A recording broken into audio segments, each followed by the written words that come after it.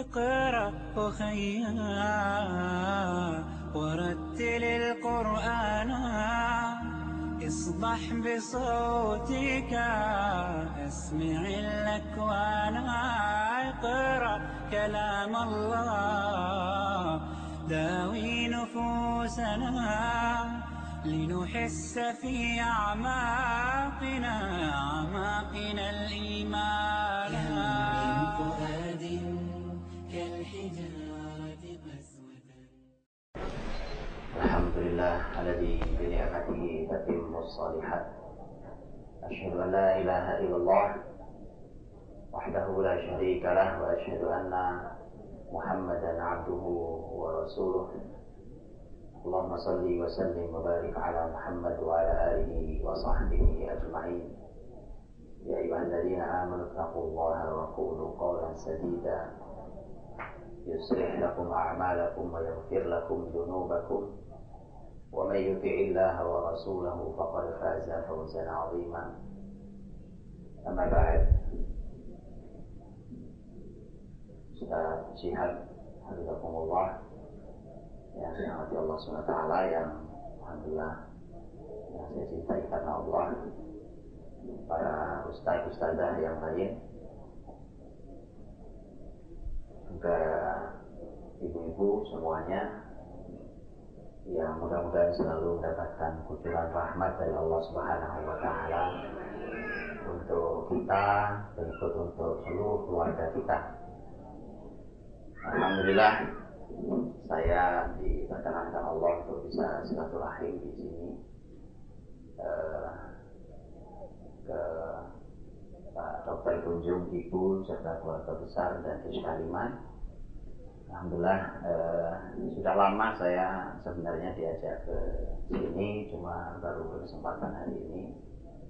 Alhamdulillah, mudah-mudahan jadi silaturahim yang diberkahi Allah Subhanahu wa Ta'ala. Sebenarnya sudah ada kiainya, jadi nggak perlu saya sebenarnya. Saya pelengkap penderita aja itu. Saya melengkapi saja apa yang beliau sampaikan tadi. Jadi saya bicaranya pakai bahasa Indonesia aja gitu. Saya kalau ngomong bahasa Jawa takutnya nggak sopan ya. Saya ini orang Jawa Timuran, jadi kalau dia lancar bahasa Jawa nih, Pulau Jawa. Bapak Ibu rahmati Allah SWT, hasil berbincang dengan Bu Tunjung kemarin malam bahwa materi yang mau disampaikan tentang, karena saya bercerita tentang keseharian Nabi Shallallahu Alaihi Wasallam. Kita ingin mengetahui, ingin memotret Nabi 24 jam tuh ngapain aja, urutan hidupnya itu kayak apa gitu. Kan Rasul teladan kita, beliaulah uswatun hasanah itu. Namanya uswatun hasanah itu ya utuh, karena Nabi itu utuh diteladani, bukan cuma urusan ibadah, bukan cuma urusan akhlak, itu pasti itu yang terbesar, bukan akidahnya, semua hidupnya termasuk ngatur waktu. Nah, maka apa yang saya sampaikan itu karena waktunya juga tidak panjang ya, kecuali sampai nanti sore ya kan. Karena waktu tidak panjang maka mungkin tidak dapat banyak, tetapi paling tidak kita harus mulai menyadari, tanya Rasul kalau jam sekian ngapain Pak? Karena itu yang paling berkah. Makanya saya ingin memulai dari sebelum masuk tentang 24 jam Nabi itu. Yang ingin saya sampaikan adalah tentang umur. Dalam hadis yang disampaikan di dalam Sunan Ibnu Majah, hadisnya disahihkan oleh Syekh Al-Albani rahimahullah ta'ala. Rasulullah Shallallahu Alaihi Wasallam pernah menyampaikan, a'maru ummati ma baina 60 ila 70. Kata Nabi, umur umatku ini antara 60 sampai 70 saja. Wa aqalluhum man yujawwizu dzalik, sedikit yang melewati itu. Ada yang sudah 70 lewat. Nah, sedikit itu Bu. Jadi ibu yang sudah lewat 70 termasuk yang sedikit. Rasulullah Shallallahu Alaihi Wasallam wafatnya umur 63 tahun. Berarti betul kan antara 60 dan ya. Ternyata yang 63 tahun bukan cuma Rasul. Abu Bakar As-Siddiq radhiyallahu anhu, sahabat nomor 1. Itu juga 63 tahun wafatnya. Umar bin Khattab, sahabat nomor 2. Khalifah yang kedua. Wafat juga 63 tahun. Ali bin Abi Thalib radhiyallahu anhu, khalifah yang keempat, juga meninggal umur 63 tahun. Loh ya. Utsman, berapa Utsman meninggalnya? Bukan 63 tahun. Utsman meninggalnya lebih tua, sudah 80-an lebih. Jadi orang-orang hebat ya. Rasul, Abu Bakar, Umar, Ali itu meninggal umur 63 tahun. Saya belum tahu, belum lihat penelitian para ahli ilmu. Apakah 63 tahun adalah waktu yang tepat untuk meninggal? Orang-orang hebat meninggal 63 tahun, Bu. Ada yang 63 tahun, gak usah deg-degan, Bu, biasa aja. Ada yang 63 tahun deg-degan gitu.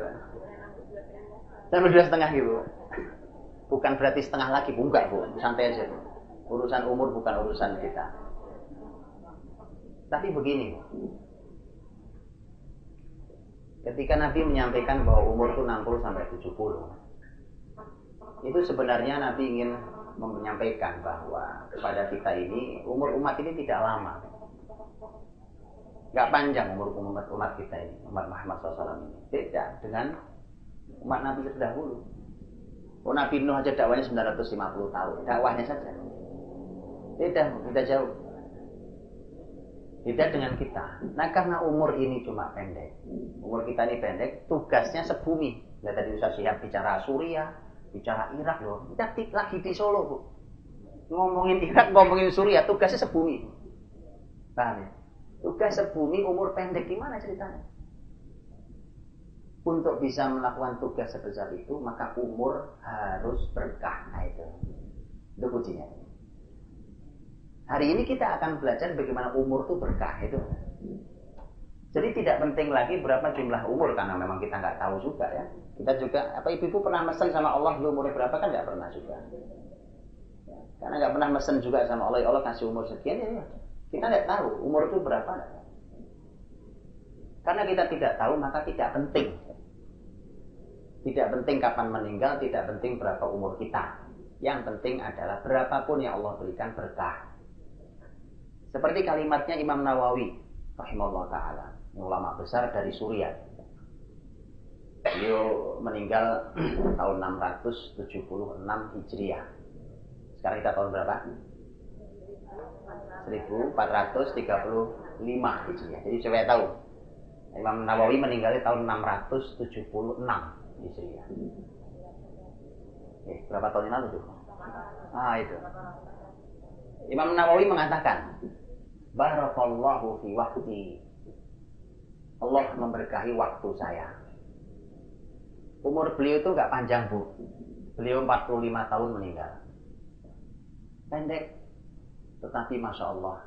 Apa ibu-ibu ada yang belum pernah dengar kitab Riyadhus Shalihin? Nah, itu karya beliau. Oh, itu terang beneran kuburnya, Bu. Loh, itu mana ada muslimin seluruh dunia yang tidak kenal kitab Riyadhus Shalihin? Mana ada masjid yang nggak kenal? Di Indonesia antar kelompok bisa berantem, tapi kalau Riyadhus Shalihin nggak berantem ya. Subhanallah, ilmu berkah. Itu namanya ilmu yang bermanfaat. Sudah meninggal orangnya. Padahal Riyadhus Shalihin itu hanya karya kecilnya Imam Nawawi. Kecil. Riyadhus Shalihin cuma kecil sekali dibanding karya beliau yang panjang-panjang, berjilid-jilid, dan luar biasa. Jadi umur 45, tapi karyanya lebih panjang dari usianya. Berkah begitu. 45, yang udah 45 dapat apa hidupnya? Sudah ngapain? Ya alhamdulillah, udah anak saya alhamdulillah Pak punya anak 5. Ya, itu karya ya kan? Barokah mudah-mudahan.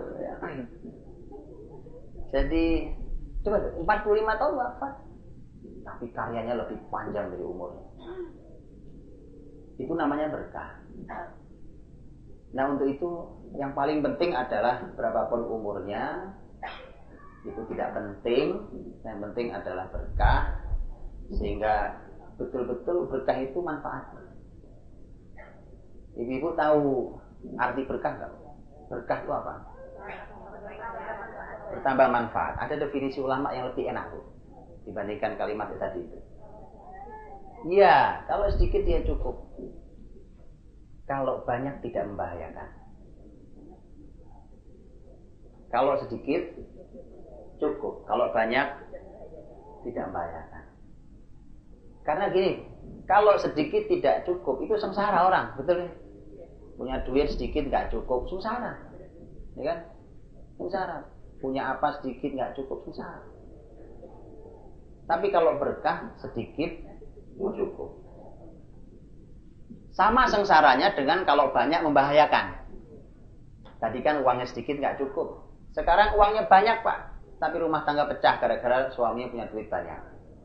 Dulu waktu miskin, masya Allah cintanya. Ya. Begitu kaya aneh-aneh kerjaannya kan.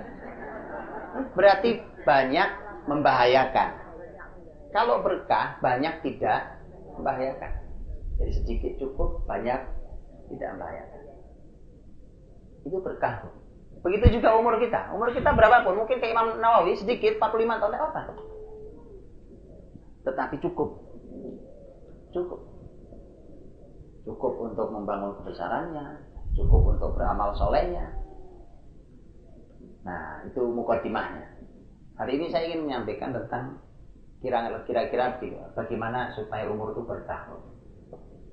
Umur itu supaya berkah, tentu nanyanya ke Nabi. Gak usah apa lagi mau ditanya ya kan? Tanya ke Nabi. Nabi umur cuma 63 tahun.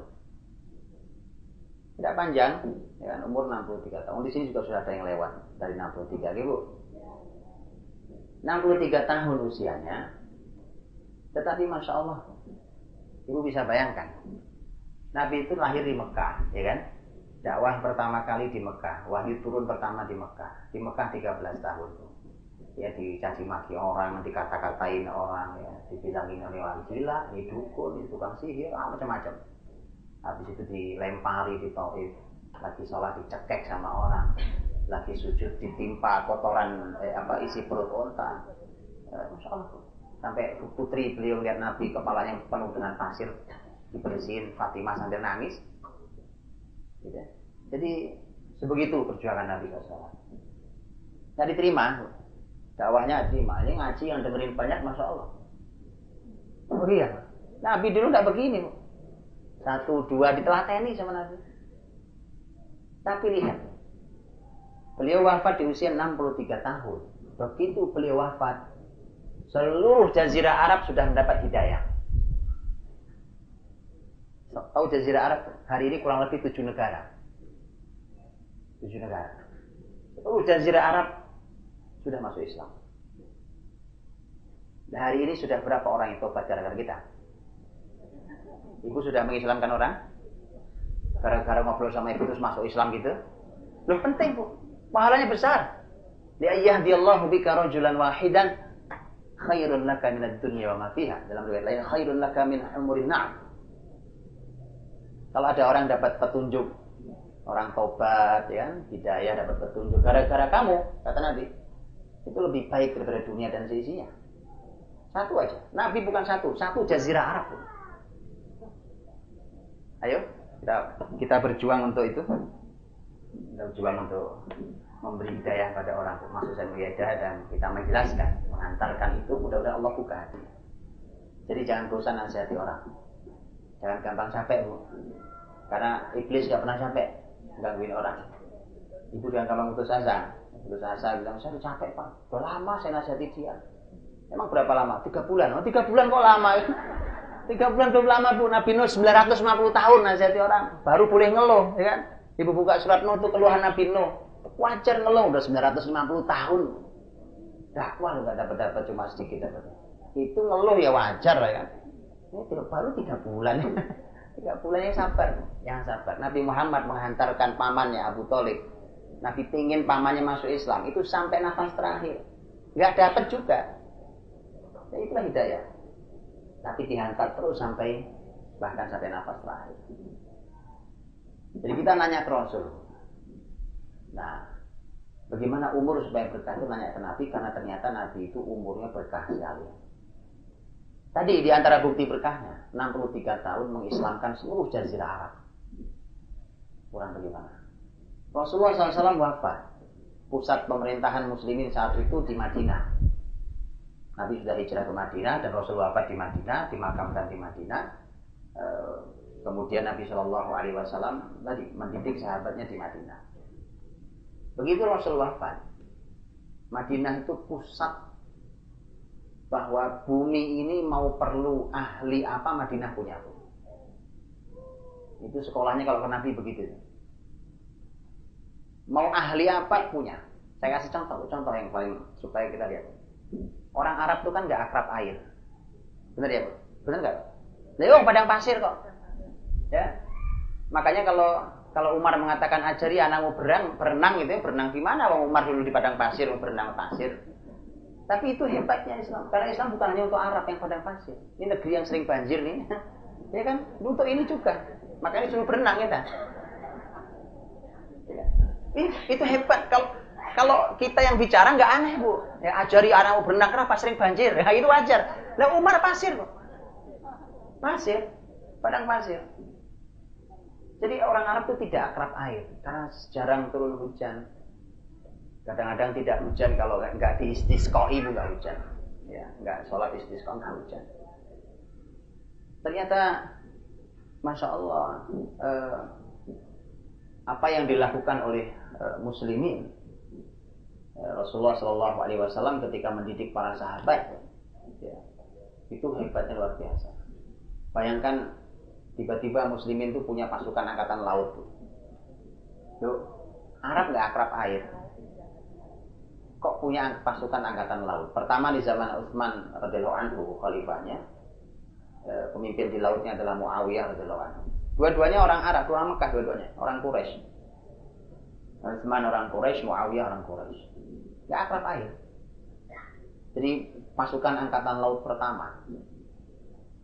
Dan kemudian begitu di laut bentrok dengan tentara kafir Romawi, bisa menang coba. Padahal Romawi sudah lebih tua di laut. Nah itu.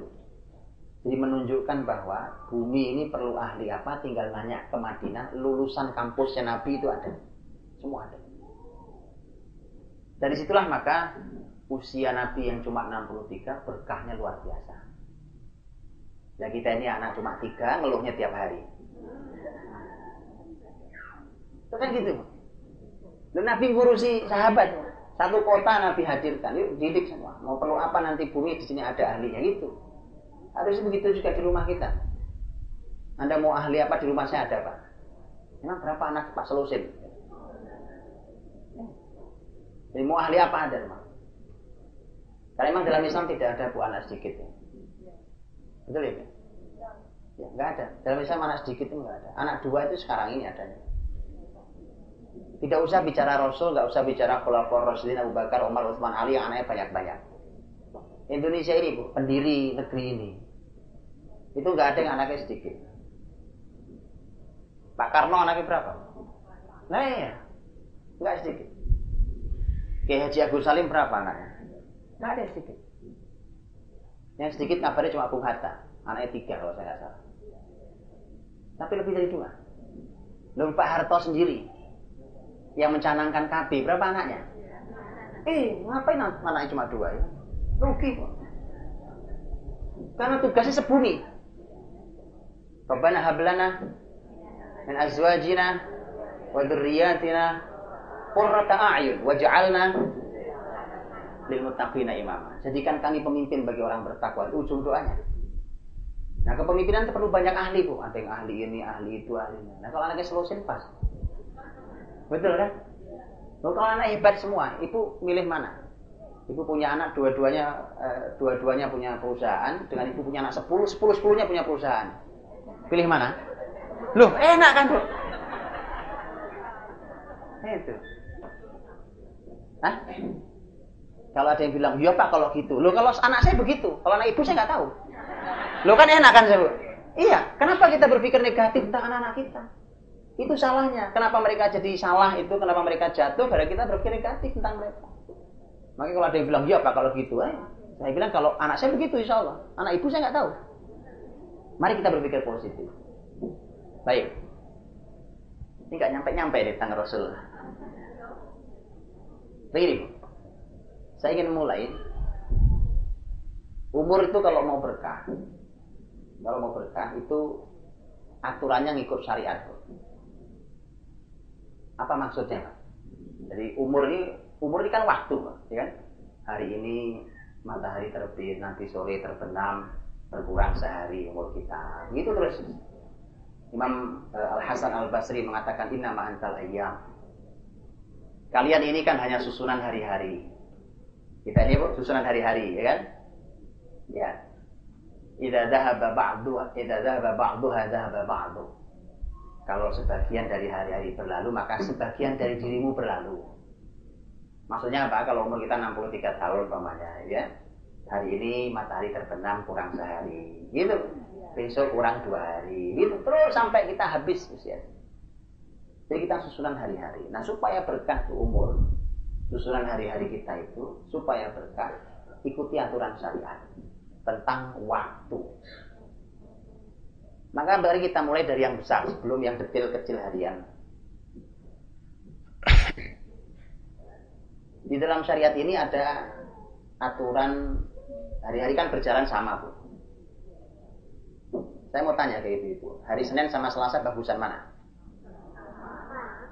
Sama, Selasa Rabu. Muharram sama Safar? Nggak tahu kan? Jawabannya kita tidak tahu. Itu yang benar. Jawabannya kita tidak tahu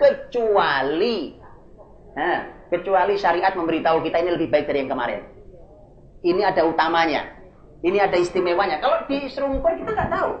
Hari ini sama kemarin bagusan mana nggak tahu kita. Kita tidak tahu. Nah, makanya Islam memberikan aturan. Dalam aturan hari-hari, Bu, dalam Islam mohon ditaati. Karena kalau ditaati umur jadi berkah. Ada hari-hari berjalan biasa, ya biasa kayak hari-hari yang lain. Makanya nggak usah ngeyel macam-macam, ya kan. Orang sampai susah, Bu, kadang-kadang kalau apalagi di kota besar kayak kami gitu. Kadang-kadang ini saking orang ngotot, Bu. Nikahin anaknya hari kerja. Ya kan pada susah yang mereka kerja, Bu. Gimana? Jakarta macetnya nggak ketulungan, Bu. Kalau macet tuh nggak kayak Solo. Macet berhenti, stuck berhenti, udah berhenti aja, atau diem aja, nunggu nasib. Segerak-geraknya, betul-betul. Ntar gerak sebentar, nunggu lagi, diem lagi. Nah, gara-garanya apa? Nikahin anak di hari kerja. Gara-garanya nyari hari baik. Dihitung wetone, Bu. Apa ini? Tidak usah melakukan hal-hal. Ini kan tentang masalah umur nih. Hari. Anda sok tahu. Tidak usah sok tahu. Syariat ini punya aturan. Kalau mau berkah itu ikuti saja aturan syariat ini. Tidak usah macam-macam. Syariat ini punya aturan. Kita ini punya waktu, Bu. Oleh Allah kalau kita hitung, umpamanya kita hitung yang tahunan. Hitungnya pakai tahunan. Ada hari-hari istimewa yang datangnya setahun sekali. Betul ya? Apa contohnya? Hah? Satu hari. Idul Fitri. Idul Adha. Terus setahun satu kali. Hah? Arafah. Terus masih ada Asyura tanggal berapa, Bu? 10 apa? Muharram. Terus cuma banyak, Bu. Nggih, ini setahun sekali. Sehari sekali. Baik. Jadi mohon ditaati. Itu hari-hari yang Allah dan Rasulnya sebutkan tuh mohon ditaati. Ditaati karena itu hari disebut oleh syariat Islam hari yang baik. hari yang istimewa, Islam memberikan panduan bagaimana cara mengisi hari itu. Nah, saya kasih contoh. Kalau datang hari Arafah, tanggal 9 Dzulhijjah, apa kalimat Rasul? Shaum yaum Arafah. Ya, yukaffir as-sanatal madiyah wal hadirah. Kata Nabi SAW, puasa hari Arafah. Nah, berarti harus puasa. Sunnah, memang sunnah. Enggak puasa juga enggak apa-apa. Tapi rugi besar. Ya, kalau umur mau berkah begitu. Bayangkan dengan puasa sehari menghapus dosa setahun yang lalu dan setahun yang akan datang. Ikuti. Belum lagi puasanya. Untuk urusan sehat tanya Bu Dokter, Pak Dokter, ya kan? Untuk kesehatan, Masya Allah. Itu tidak ada aturan. Sebenarnya saya ada ingin, Bu, kalau ibu-ibu yang dokter atau ada punya putra-putri dokter, saya ingin ada yang meneliti bahwa mengapa Islam merangkai hari-hari istimewa untuk puasa itu, dan tolong dikaji dari sisi kesehatan. Umpamanya kenapa yang tanggal 9 Dzulhijjah ketemu kemudian jadi Arafah. Nanti masuk selesai Dzulhijjah kan Muharram. Muharram ada Tasu'a, ada Asyura, belum yang Senin, Kamis, apa segala macam, itu kan susunan hari. Mungkin ini sebuah rumus mungkin, Bu. Nah, tolong diteliti oleh para ahli. Ini rangkaian ini menjadi apa sebenarnya? Ini kalau sesuai dengan apa? Fisik kita ini, ya. Itu kalau diuji jadinya kayak apa itu? Hasilnya sudah apa gitu? Silakan, itu ilmuwan muslim perlu hadir di situ. Karena pasti istimewa. Baik. Jadi ada yang memang cuma sehari dalam setahun. Berikut ada panduannya. Apa yang harus dilakukan di hari istimewa itu? Umpamanya Idul Fitri. Nah, kalau Idul Fitri apa itu? Sholat Id, terus dalam nawa makan zakat. Ya, kalau yang bagian pas zakat itu keluarin zakatnya, ya kan? Oke. Zakat fitrah sebelum selesai sholat itu. Terus apalagi? Oh, Idul Fitri ngapain sih? Ada panduannya dalam Islam. Apa, Bu? Ngapain itu? Hah?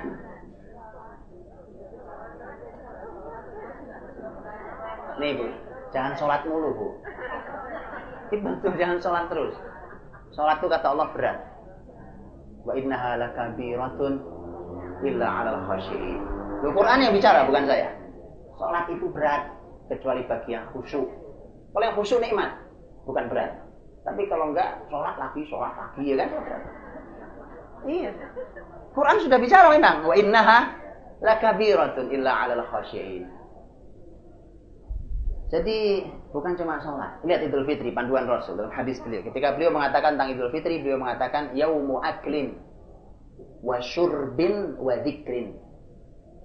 Hari makan-makan, minum-minum dan zikir. Itu enak, loh. Kenapa nggak disebutin yang itu? Itu panduan. Makanya para ulama mengatakan disunnahkan, ya, disunnahkan pada hari Id, Idul Fitri, Idul Adha, untuk kepala keluarga melapangkan rezeki bagi anggota keluarganya. Jadi kalau lagi kamu makan-makan bersenang hati Idul Fitri, itu memang ajaran Nabi. Loh iya, ajaran Nabi itu. Jadi ini kalimat Rasul, lita'lamal yahud anna fi dinina fushah. Agar Yahudi tahu bahwa Islam ini agamanya enak. Oh, itu enak kan? Lapang agama ini, nyaman. Ya, enggak sholat mulu ya, zakat lagi, sholat lagi, ya kan? Ternyata makan minum itu diperintah. Ayo makan. Makanya Idul Fitri, Idul Adha haram puasa. Begitu. Ayo bersenang-senang, ajak keluarga bersenang. Itu perintah Rasul. Yang enak, Islam itu enak. Oh, Nabi sampai bilang tadi agar Yahudi tahu Islam itu enak. Jadi ada panduannya.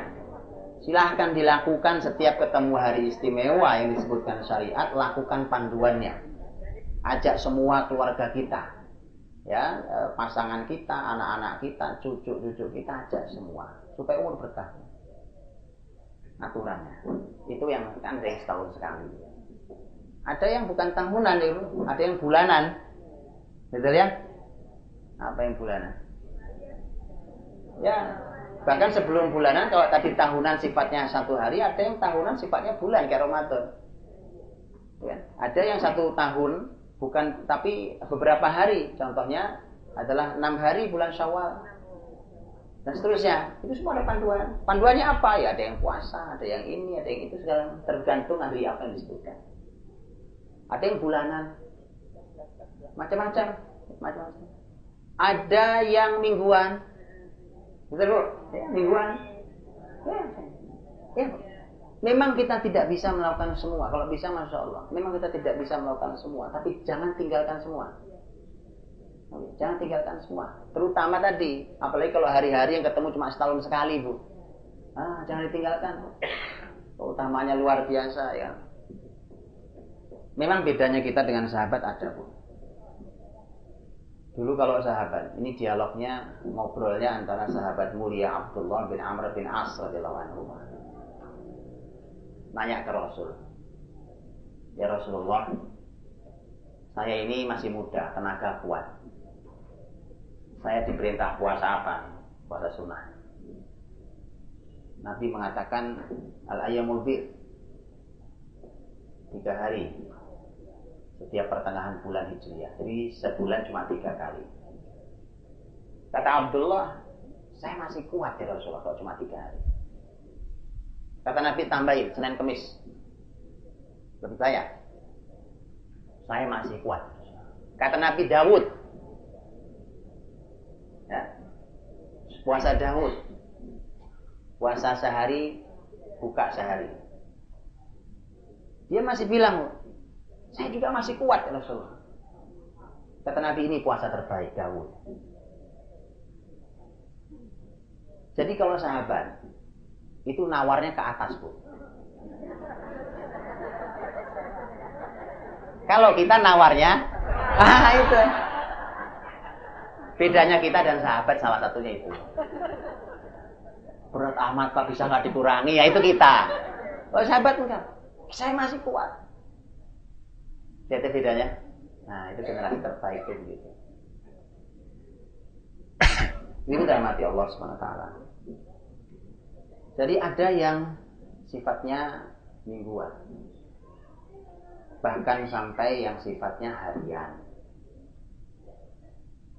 Betul Bu? Harian. Diatur Allah harian dalam sehari. Sehari itu kalau kita nyebut 24 jam. Kalau bahasa Quran lebih simpel, malam dan siang. Malam dan siang apa siang dan malam? Oh salah, tanya Ustaz siapa kalau saya. Betul Ustaz. Quran Bu, saya nggak berani. Quran Bu. Quran selalu menyebut kalimatnya malam dan siang, bukan siang dan malam. Salah kaprah itu. Kenapa Quran selalu menyebut malam baru siang? Oh itu ada kajiannya. Nah itu ilmu Quran ditanya beliau aja ya kan. Itu Quran lebih pas bahasanya, malam dan siang. Baik, malam dan siang. Nah kita mulai masuk gini supaya berkah umur kita dalam 1 hari kita atur sesuai aturan Quran, aturan syariat, petunjuk Rasulullah SAW.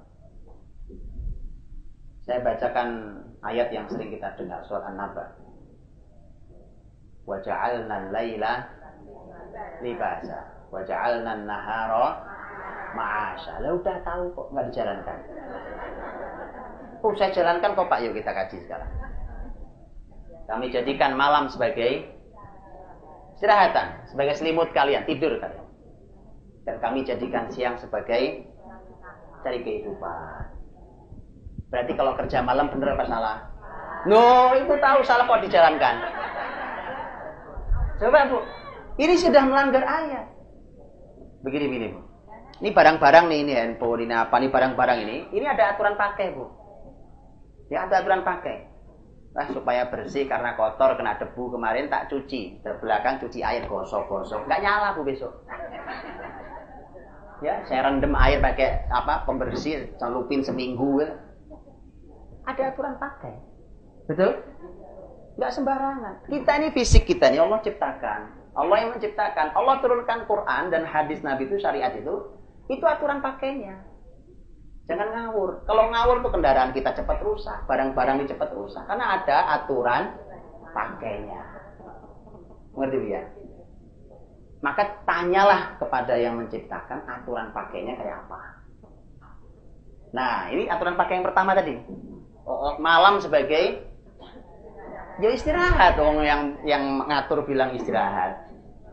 Siang sebagai cari kehidupan, jangan tidur mulu. Itu jangan dibalik. Kalau kita sering melanggar syariat, itu efeknya buruk. Jadi macam-macam. Saya pernah membahas di pengajian rutin saya di Jakarta itu. Judulnya begini judulnya. Ini bahasanya teman-teman. Potret kehidupan malam di kota Nabi. Waktu Nabi masih hidup maksud saya. Jadi kita ingin memotret malam tuh kayak apa sih di kota yang mulia itu waktu Nabi masih ada. Itu. Selesai saya menyampaikan ada bapak-bapak kakinya diseret tuh sudah jalannya karena bekas stroke. Terus beliau bilang, ya Allah Ustaz, kenapa saya baru dengar sekarang kajian ini? Memang kenapa Pak? Ini stroke ini kan gara-gara melanggar sama materi ini. Saya Ustaz, kata bapak itu, saya Ustaz, tidak pernah tidur di bawah jam 12. Padahal ya nggak ada kerjaan, ya kan? Duduk sama teman-teman main gaplek, enggak judi kita nggak judi ya, main gaplek aja duduk ngobrol. Kalau nggak main gaplek main catur, kalau nggak ngobrol aja. Nggak kita nggak melakukan dosa, ya kita.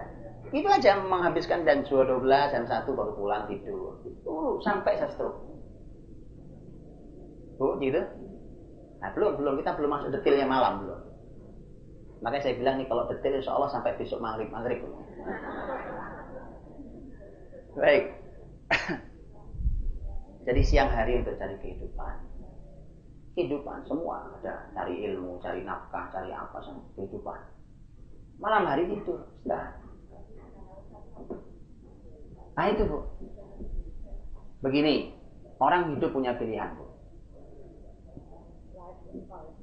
Mudah-mudahan saya doakan dapat pekerjaan yang tidak mengganggu malamnya. Tapi kalau memang tidak ada lain ya sementara itu Bu. Ya, mau gimana mau gak ada yang lain, ya kan? Kalau ada, mudah-mudahan saya doakan mudah-mudahan dapat pekerjaan penghasilan yang lebih baik, ya. Karena tetap Bu, orang ketika malam dijadikan siang, siang dijadikan malam, nah itu salah itu. Itu peribahasa salah itu. Itu bikin stroke itu. Ya. Ya. Baik, dirahmati Allah Subhanahu wa taala. Karena Quran menyebut malam dulu, saya mulai dari malam dulu. Ya.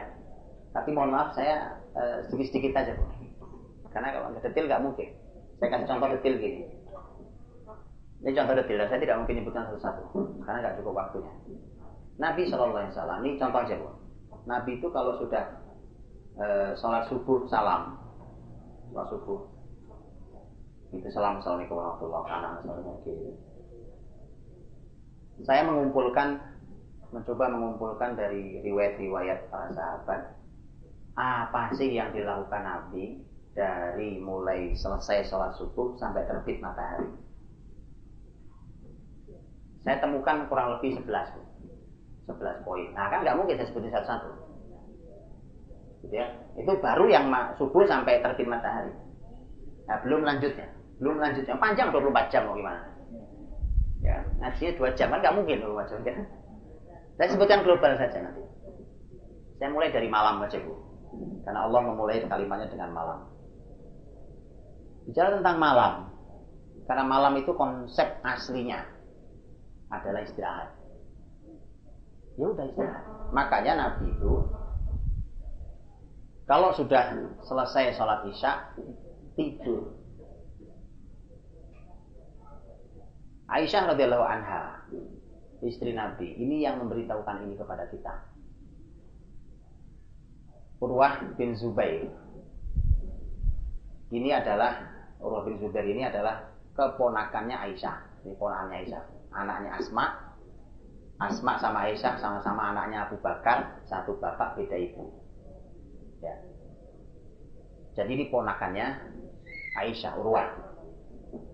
Suatu hari Urwah datang ke Aisyah bawa temannya. Waktu itu Rasul sudah wafat. Selesai sholat isya, namanya masih muda, Bu. Urwah ngobrol sama temennya. Ya, ngobrol, berbincang. Habis sholat Isya di Masjid Nabawi. Kemudian ternyata dimarahin sebenarnya. Dimarahi oleh Aisyah. Urwah dimarahi. Kata Aisyah radhiyallahu anha, Urwah, tidak begitu cara Nabi menghabiskan malam. Nabi tidak suka tidur sebelum Isya, tapi Nabi tidak suka melek setelah Isya. Ini konsep, tolong diterapkan. Ya, Nabi tidak suka tidur sebelum Isya, dan Nabi tidak suka. Nah, jadi nggak ada begadang malam. Mumpung libur, nggak ada cerita. Tidur. TV lagi bagus acaranya, Pak, ya kan?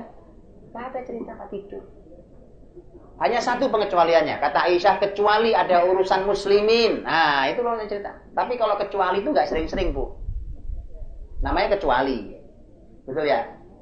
Kalau sering-sering bukan kecuali, itu tiap hari namanya. Rutinitas. Kecuali ada urusan muslimin yang harus diselesaikan. Oke. Jadi ibu tahu sekarang Rasul tidurnya kapan? Setelah Isya. Isya jam berapa di sini?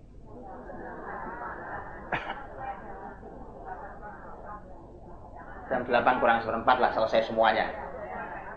Ini saya kasih jam 8 tidur, bisa? Ya bisa. Nggak bisa, ya.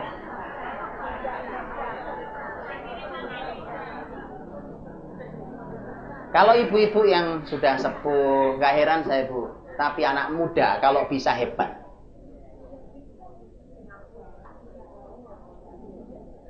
Kalau anak-anak muda hari ini, anak-anak ibu yang masih muda-muda, yang masih seger-seger itu, jam 8 tidur bagus, hebat. Silahkan coba. Bagus sekali. Jadi ternyata begini, Bu. Kalau kita berbicara tentang jam berapa pagi kita bangun, itu ternyata bukan masalah jam berapa kita bangun dulu yang dibahas, tapi jam berapa kita. Itu. Pokoknya gini, anak saya susah Pak bangun subuh, tidurnya jam berapa? Ya Bu. Gini, ibu-ibu yang sudah biasa tidur jam 8. Gak usah pakai alarm, gak usah pakai jam wiker, gak usah macam-macam, okay? Bangun nggak Bu? Jam pinten Bu? Tuh kan, otomatis.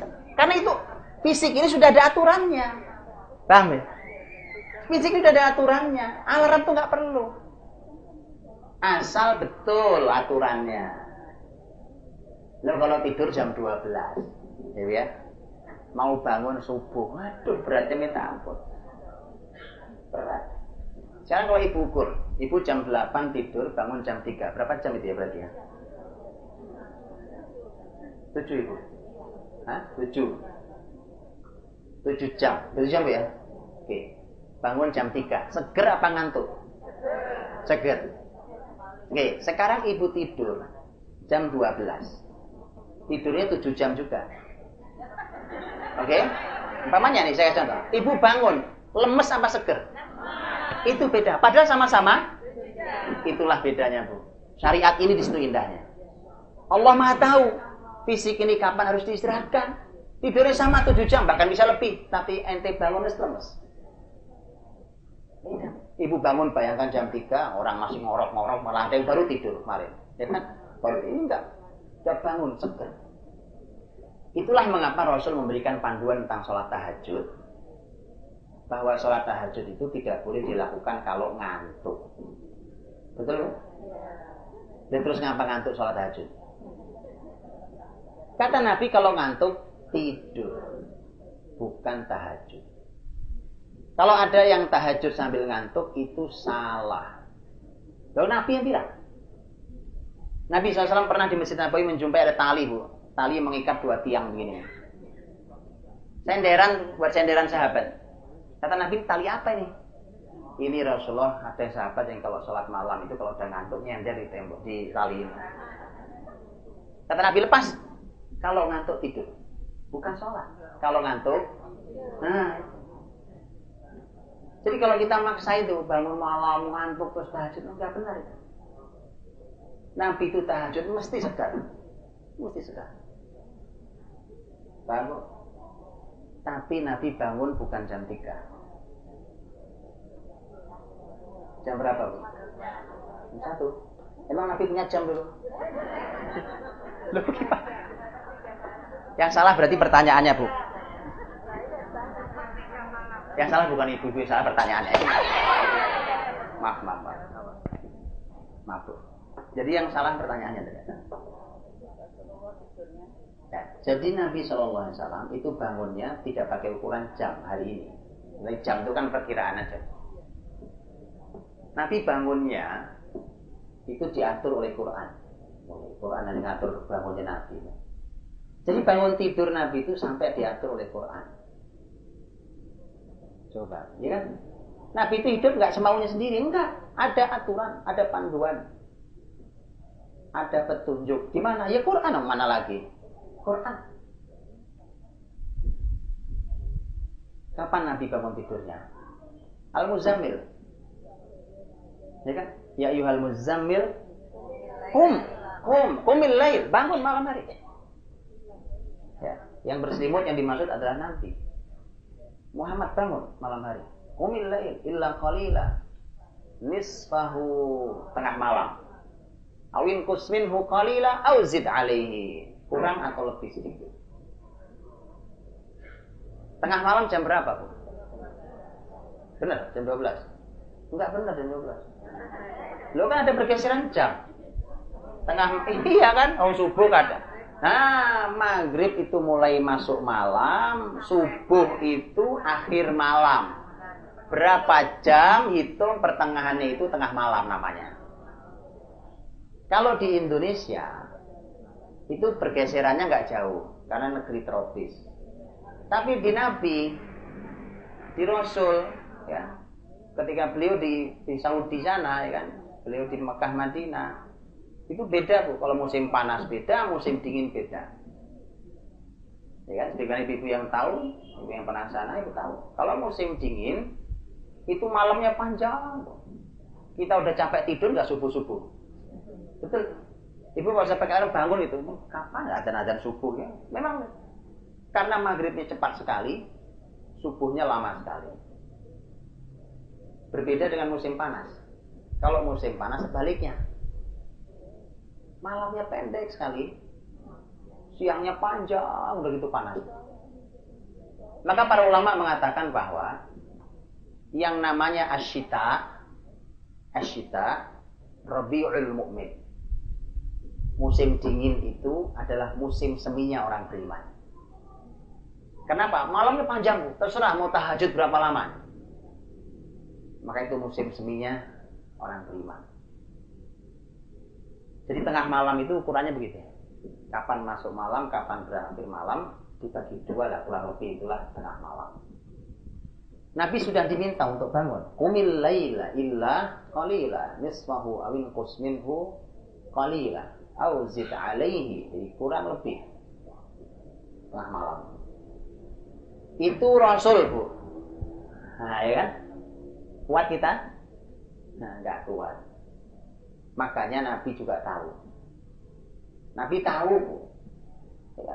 Maka dari itu untuk kita dikasih keringanan. Nah gitu. Nabi SAW bersabda, Innallaha yanzilu ila sama'id dunya fi thuluthil lailil akhir. Ya, Allah turun ke langit dunia pada sepertiga malam terakhir. Hal min mustaghfirin fa'ghfirullah. Apakah ada yang mohon ampun, aku ampuni, kata Allah. Ada yang berdoa, aku kabulkan, dan seterusnya. Sepertiga malam yang terakhir. Baik, maka sebagian ulama mengatakan bahwa sepertiga malam terakhir adalah waktu tahajud yang paling tepat dan paling afdal, paling utama. Ada yang bilang, wah saya ngantuk banget, Pak. Ya, ngantuk banget semalam, lelah sekali, ya, tidur sore tapi lelah sekali karena seharian lelah sekali. Atau tidurnya kemalaman. Baik, Nabi memberikan waktu paling terlambat bangun tidur. Kapan? Ibu tahu waktu terlambat bangun tidur? Paling terlambat ini pas subuh. Ini namanya terlambat ya kapan aja, terlambat. Ini terlambat yang masih benar. Nanti ada terlambat yang kelewat, ya kan? Kelewat plus kelewatan. Ya. Nah, jadi Nabi memberikan panduan. Lengkap, Bu. Nabi urus tidur diurusi sama Nabi. Karena penting. Tidur itu penting. Di Amerika itu, Bu, ada lembaga ngurusi tidur dok. Bener, namanya National Sleep Foundation. Betulan. Dan itu isinya para profesor, para dokter, para pakar. Cuma ngurusi turu dok. Saking pentingnya. Saking pentingnya. Makanya pantas Nabi tidur. Loh, itu penting. Jadi Rasulullah SAW ngasih panduan ke kita. Kata Nabi SAW. Ibu-ibu, Nabi itu punya 2 muadzin terkenal. Yang satu siapa? Bilal. Yang kedua siapa? Abdullah bin Ummi Maktum. Ya. Abdullah bin Ummi Maktum itu buta. Kalau Bilal tidak buta. Nabi SAW kalau pagi adanya 2 kali. Ya. Yang satu bukan azan subuh, yang kedua azan subuh. Bilal sama Abdullah bin Ummi Maktum gantian. Kadang-kadang Bilal yang malam azannya, Ibnu Maktum yang subuh, begitu sebaliknya. Kalau azan kedua subuh. Terus azan pertama apa fungsinya? Nah, itu fungsinya. Kata Nabi, liyarji' qa'imakum wa yuqidh na'imakum. Agar yang sepanjang malam sudah qiyamul lail segera istirahat kembali. Satu, yang sudah tahajud, kalau azan pertama itu di zaman Nabi diingatkan, sudah dekat subuh, ayo istirahat lagi. Nanti dikasih tahu ya. Nah, tidur kalau pasang AC selimutan tebel ya bablas, Bu. Ya kan? Cara tidurnya, Bu. Cara tidurnya ya. Kalau mau dijamin bangun gampang, Bu, kan? Tidurnya dekat speaker yang gede kan. Begitu azan kan bangun kan. Ya. Nabi rahmati Allah. Jadi Rasul itu menyampaikan bahwa azan kedua subuh ternyata azan pertama, fungsi pertama, manfaat pertama azan pertama itu adalah untuk mengingatkan agar kembali istirahat bagi yang sudah tahajud. Fungsi yang kedua adalah wa yuqil naimakum, dan membangunkan yang masih tidur. Jadi azan pertama itu salah satu fungsinya adalah membangunkan yang masih tidur. Jadi itulah waktu paling terlambat orang beriman bangun tidur. Pertanyaannya, jam berapa tuh azan pertama? Nah, itu pertanyaannya. Jam pinter, Bu? Terima aja tahu jam 3. Nabi nggak punya jam, kan saya bilang tadi. Nabi nggak punya jam. Hah? Ya, begini, Bu. Ada obrolan antara Anas bin Malik. Semua ada panduannya, subhanallah. Hadis sahih riwayat Bukhari. Ada obrolan antara Anas bin Malik radhiyallahu anhu, sahabat Nabi, dan Zaid bin Thabit radhiyallahu anhu. Anas nanya ke Zaid, Zaid, kamu kan pernah sahur sama Nabi. Kamu tuh sahurmu itu kapan? Sahur mau puasa, Bu. Karena begitu yang tidur dibangunkan, itu salah satu fungsinya yang mau puasa segera sahur. Yang mau puasa, ayo bangun. Ini belum subuh tapi sudah dekat subuh, segera sahur. Di situ Nabi sahur.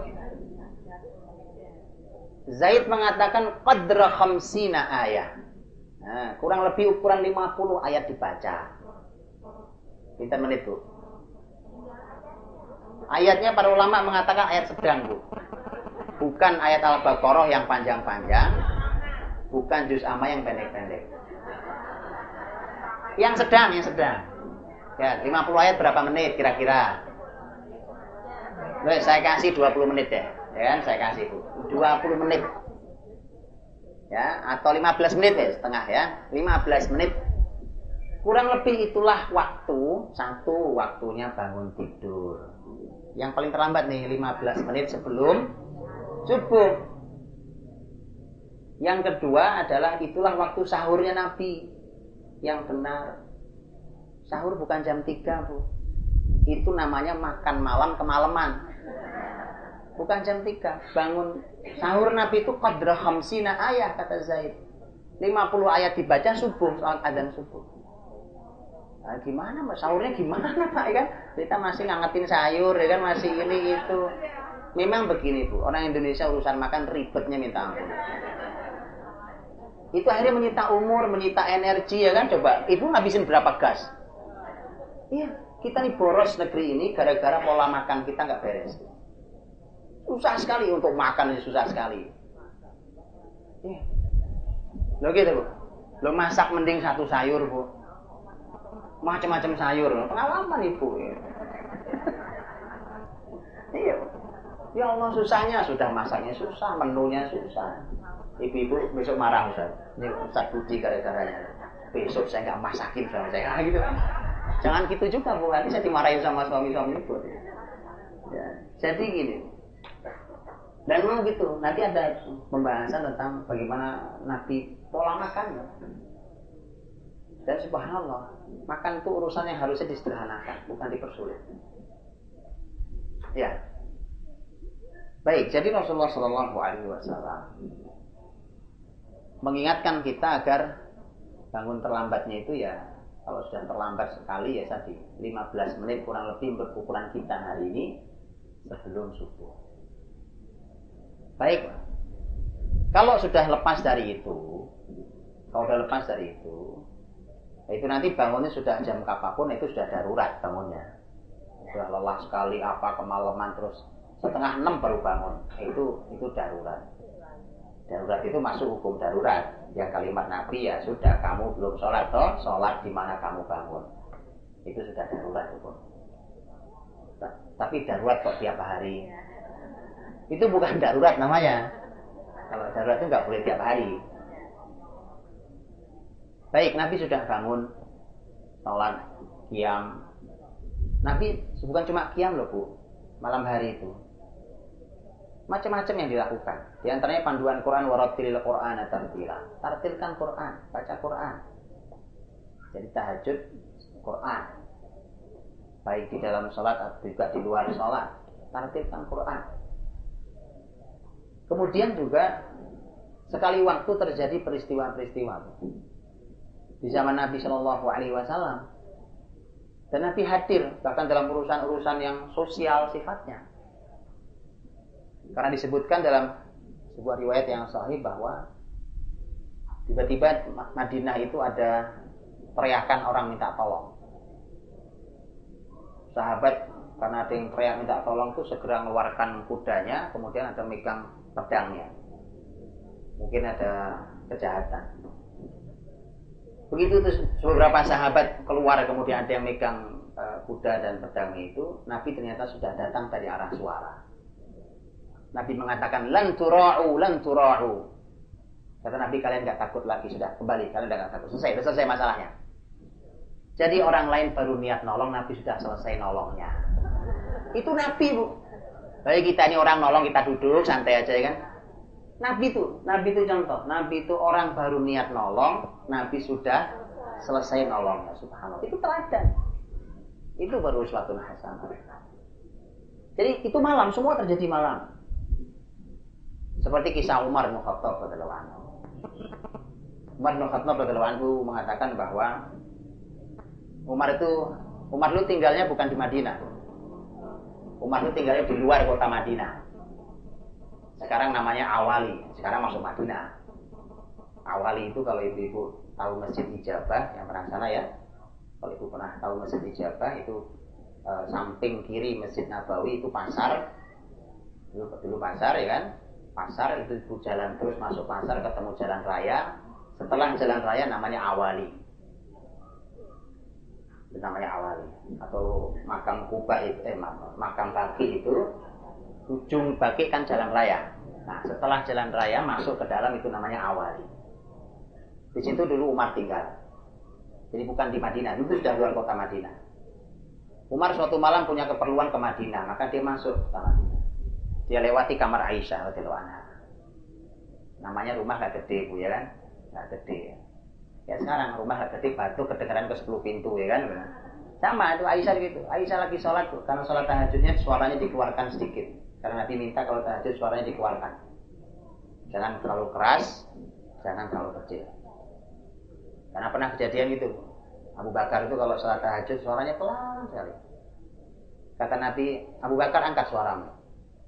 Ya. Nah, tapi kalau Umar kenceng minta ampun suaranya. Kenceng kayak ngimami orang, kan? Kalau Umar bahasanya sederhana. Kenapa kenceng banget Umar? Biar setan lari. Ya.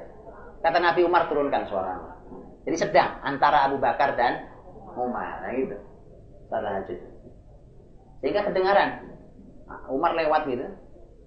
Aisyah radhiyallahu anha lagi sholat tahajud sampai di ayat dalam surat Yusuf. Qala innama ashku bathi wa huzni ila Allah. Ini keluhannya Nabiullah Yakub alaihissalam waktu kehilangan Yusuf sudah bertahun-tahun. Kata Nabi Yakub, aku ini mengadukan semua kesedihan dan keluhanku hanya pada Allah. Sambil baca itu Aisyah nangis. Nangis baca itu. Udah Umar pergi. Karena dia punya keperluan lewat doang. Selesai keperluannya balik lagi. Ini masih malam, peristiwa orang pada tahajud malam. Ini potret sebagian dari materi potret kehidupan malam. Balik lagi, Aisyah itu balik lagi. Umar balik lagi. Umar mengatakan saya masih mendengar Aisyah membaca ayat yang sama dan nangis dengan cara yang sama. Nah, makanya sholat tahajud itu kenikmatan jauh lebih penting daripada banyak ayat yang dibaca. Kalau bisa dua-duanya bagus. Tapi kalau tidak, maka yang dipilih adalah tadi satu ayat diulang tapi penikmatan luar biasa. Aisyah radhiyallahu anha. Baik, aktivitas malam Rasul berakhir adzan pertama. Tadi itu adzan pertama berakhir. Begitu adzan pertama berakhir, maka Nabi segera istirahat. Nabi tidur. Ini tidur Nabi yang kedua. Jadi tidur pertama tadi kan malam. Ini tidur yang kedua. Nah, kadang tidur, Bu. Kadang tidur betulan sampai ngorok-ngorok Nabi itu. Tuh, hadis punya begitu memang. Sahabat cerita begitu. Kadang-kadang Nabi Shallallahu Alaihi Wasallam tidak tidur, tapi tidur-tiduran saja. Terkadang nggak sempat tidur, karena ada keperluan apa tiba-tiba nggak sempat tidur. Kalau Nabi sempat tidur atau tidur-tiduran rebahan, itu sudah cukup. Nabi SAW tidur miring ke kanan, berbantal tangannya itu, gitu ya. Dan kemudian azan, karena kamar Nabi dekat masjid, berarti suaranya kedengaran kencang. Tadi makanya saya bilang, kalau mau bangun tidurnya samping speaker. Nabi SAW yang putih itu, bangun. Tapi jangan bangun pindah tidur lagi di sana kan. Jadi itu memang Nabi, kan Nabi kedengeran. Nabi kedengeran azan, Nabi bangun. Kalau Nabi tidak sempat istirahat setelah azan pertama sampai subuh, berarti istirahat cuma 15 menit ya, Bu?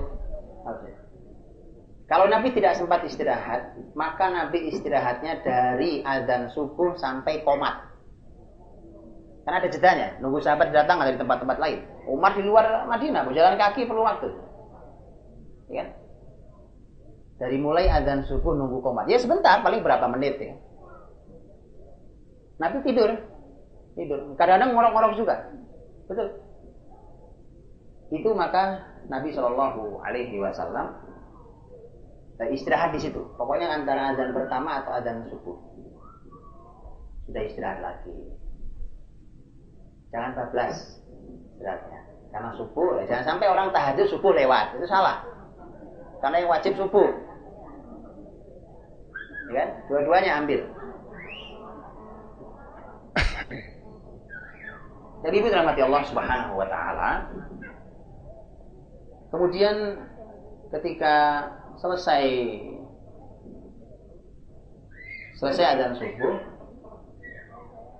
Nabi SAW sholat sunnah. Nabi itu kalau sholat sunnah banyak di rumah. Boleh di masjid ya, sholat sunnah qobliyah, ba'diyah, rawatib itu Nabi banyak sholatnya di rumah. Karena itu memang perintah beliau. Ya, beliau mengatakan bahwa afdal salati rajuli fi baitihi illa al-maktubah. Salat yang paling utama buat laki-laki itu di rumah, kecuali yang wajib. Bunyinya begitu Pak hadisnya. Nabi begitu. Afdal salati rajuli fi baitihi illa al-maktubah. Jadi kecuali yang wajib laki-laki di rumah, di masjid, ya kan? Yang sisanya lebih utama di rumah. Kalau sholatnya memang bisa dilakukan di rumah, karena ada sholat sunnah yang nggak bisa dilakukan di rumah. Silakan itu. Ya, tahiyatul masjid kan nggak ada tahiyatul rumah, ya kan? Jadi sholat masjid di masjid. Kalau sholat di rumah, nah kalau ada sholat di rumah, nanti biasanya Nabi keluar. Kalau sudah Nabi keluar baru qomat. Makanya ini juga aturan di masjid misalnya, tapi ini khususnya untuk bapak laki-laki, itu kan di rumah sholat utamanya. Ini sebenarnya aturan di masjid kita harus dirombak. Karena yang menentukan qomat itu bukan menit. Jadi kita menit sekarang, titit dari qomat. Itu nggak benar. Orang nggak kerasa punya imam. Dalam Islam yang menentukan Pak Imam. Nabi mengatakan, la taqumu hatta tarawni. Jangan kalian berdiri sampai melihat aku. Jadi Nabi sudah sholat sunnah di rumah, begitu Nabi datang gitu, kelihatan sahabat berdiri semua. Nah gitu. Jelas. Sekarang siapa imamnya jelas. Nah sekarang imam kita menitan itu. Jadi ibu-ibu yang suaminya takmir masjid tolong disampaikan ini. Ya. Karena yang benar adalah imamnya yang menentukan. Begitu imam kelihatan, qomat. Ibu pernah lihat Masjid Nabawi? Yang pernah Masjid Nabawi? Di Masjid Nabawi itu di shop pertama ada pintu. Ya, kalau kita ngadep ke kiblat, sebelah kanan mihrab. Mihrabnya imam, sebelah kanan itu ada pintu. Itu kalau sudah adzan, pintu itu tidak boleh dipegang siapapun kecuali oleh imam. Karena begitu bunyi grek gitu, itu langsung qomat ya masalahnya.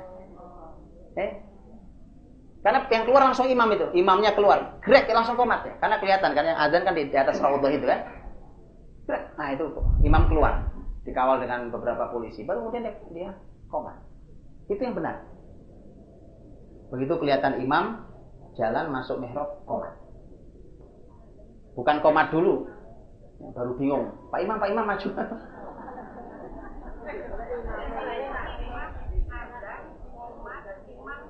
Jadi satu. Itu pahalanya sendirian itu Bu. Dibagi-bagi apa? Ya. Bagi-bagi Bu. Ajak temannya ya. Baik, bimbing rahmati Allah. Jadi waktu subuh itu Nabi Shallallahu Alaihi Wasallam sholat, dan sholat subuh Nabi itu memang sholat subuh itu paling sedikit rakaatnya Bu ya, tapi paling panjang sholatnya. Kalau kita 2 rakaat pendek, ya pendek rakaatnya ya. Kalau Nabi tidak, subuh memang cuma 2 rakaat, lebih pendek daripada yang lain. Ya, maghrib 3, zuhur, asar 4, isya juga 4, subuh cuma 2, tapi sholatnya paling panjang. Nabi membaca di satu ayat, ini hadis sahih Bukhari. Nabi membaca satu rakaatnya itu 60 sampai 100 ayat. Rata-rata satu ayatnya. Kalau sholat subuh. Jadi Masya Allah. Ya. Itu dinikmati pada Nabi SAW dan para sahabat. Berjamaah.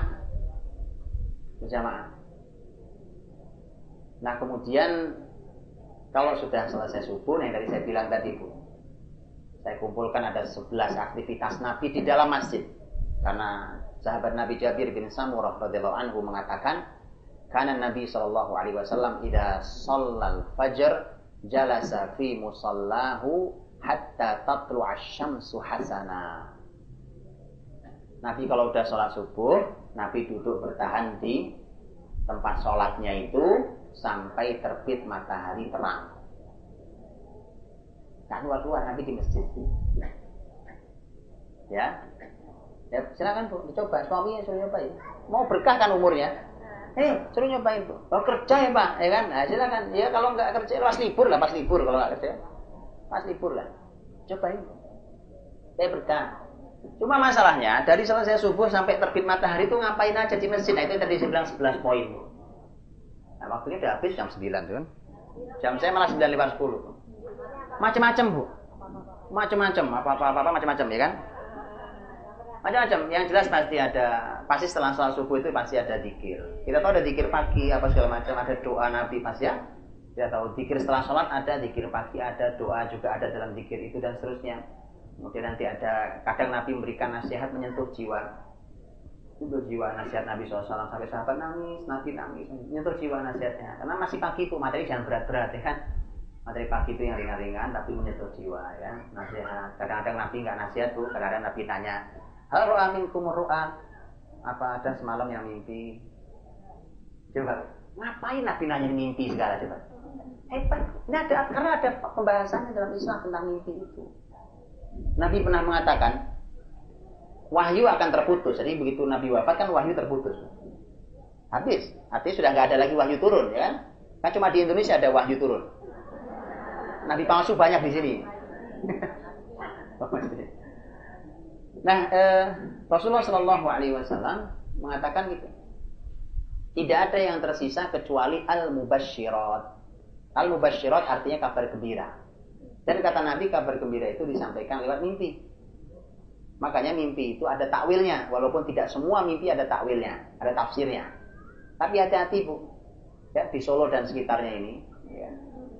Di Indonesia secara umum, itu susah bedain mana ustadz, mana dukun. Jangan nanya tafsir mimpi, nanti saya khawatir Anda nanya ke dukun. Harus betul-betul Anda tahu siapa orangnya, yang harus ngerti. Gak semua ustadz tahu tafsir mimpi. Ya. Untuk itulah Rasulullah suka nanya, ada yang mimpi semalam, biar saya tafsirkan mimpinya. Nah gitu. Ada semua dong, ya Rasulullah saya bermimpi begini. Kadang-kadang kalau enggak Nabi cerita, aku yang mimpi, cerita gitu. Ya. Makanya itu ada banyak aktivitasnya. Nah, terkadang Nabi kalau tadi mimpi, terkadang Nabi nanya gitu, kata Nabi SAW, apa ada yang sakit? Apa ada yang meninggal di antara kalian? Ya, teman-teman kita ada yang sakit enggak? Biar kita tengok, kalau ada yang meninggal yuk kita hantar jenazahnya gitu. Itu pagi semua. Ada yang pagi itu lucu-lucuan Bu. Oh, ketawa-tawa semua, ketawa-tawa. Benar di majelis Nabi ketawa. Ya. Berarti Nabi itu majelisnya juga ada ketawanya. Tapi nggak kayak di kita, tiap ngaji ketawa mulu ya. Kalau nggak lucu bukan ustaz. Mending undang pelawak ya. Nah, ada Bu, tetapi tadi Nabi ya senyum-senyum aja kan, Nabi senyum karena ketawanya Nabi adalah senyum. Kenapa ketawa-tawa? Ketawa-tawa karena sahabat cerita masa lalu Bu. Nah ini juga hati-hati, ada pembahasan sendiri. Masa lalunya waktu masih jahiliyah, dulu masih rusak-rusak dulu ya kan. Itu mereka ingin menertawakan kejahilian itu, bukan membanggakan kejahilian itu. Bedakan ini. Karena ada orang yang cerita masa lalunya itu ingin membanggakan kesalahan di masa lalu. Itu dosa Bu. Itu termasuk orang yang bangga pada dosa. Al-mujahirun. Bahaya, diancam tidak masuk surga. Orang yang bangga dengan membuka aibnya sendiri. Baik. Ini bukan. Ini untuk mensyukuri hidayah sekarang. Sambil menertawakan masa lalu. Ya Allah, bodoh banget kita yang dulu ya gitu. Ada sahabat cerita, ya Rasulullah dulu saya ceritanya bisa masuk Islam tuh gini. Cerita. Dulu saya kan punya 2 Tuhan. Tuhan saya itu patung, saya taruh di ruangan saya, ya kan. Itu saya kasih minyak wangi, wah diuri-uri Bu, ya kan. Dikasih sajen, kasih ini itu. Kemudian suatu hari saya melihat ada musang tuh ya. Musangnya apa Bu? Luwak ya. Ada luwak tuh Bu, naik ke kepalanya Tuhan saya, kencing di situ Bu. Kemudian saya bilang, ya, iya, dikencingi sama luwak itu Bu. Kemudian dia bilang, Arabbun tabulu alaihi ta'alibu. Masa ya Tuhan dikencingi luwak, ya kan? Lu Tuhan kok nggak bisa ngapa-ngapain?